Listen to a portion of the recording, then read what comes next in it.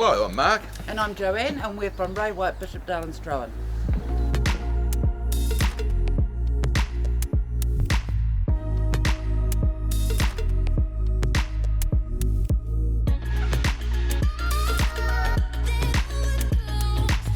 Okay, so earlier this year the Ray White, Bishopdale and Strohan offices changed their fleet vehicles over to electric vehicles, and we'd love to take you for a tour.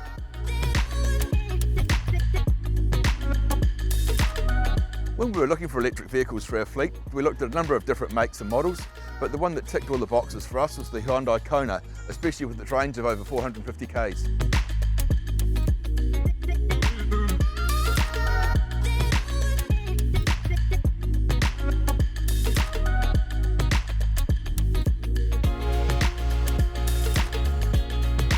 So when Barry and Karen first suggested the idea of electric vehicles, I was a bit sceptical. I didn't really know a lot about them, and obviously never driven one before.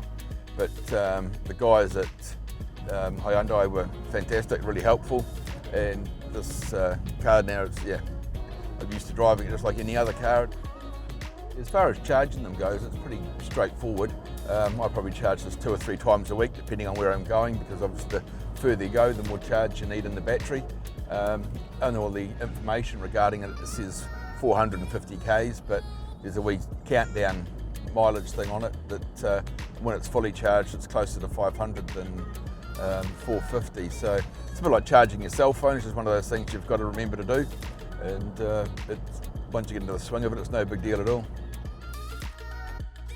A lot of people are quite curious, because obviously there's a lot said of electric cars being the way of the future kind of thing, and a bit like myself, these other people have had no experience with driving them, and they quite often ask about the range and what they like to charge, how you go about charging them, and all that type of thing. So it's certainly sparks a lot of interest. I mean, obviously most people see the superchargers at the supermarkets and shopping malls and so forth, but it actually comes with 2 leads, one to plug in to those superchargers, or you can just plug it into your 3-pin plug at home. Previously in the petrol car I was spending in excess of probably $150 a week most weeks, because in property management you do a fair bit of driving. But now that we've got these vehicles, we're probably saving in excess of $10,000 a year. It does cost more to buy an electric vehicle initially than what it costs to buy the same vehicle in a petrol, but given the long-term sustainability and the savings made over the 5 to 10 years you may well own the vehicle, it certainly stacks up and makes sense for our business.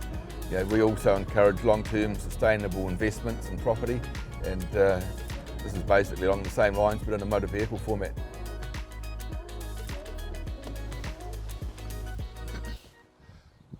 Thanks very much for coming along for the ride, guys. I hope you enjoyed the bit of an insight into what it's like with the electric vehicles. If you do have any queries or questions about either the electric vehicles or property management, don't hesitate to give us a call. Cheers.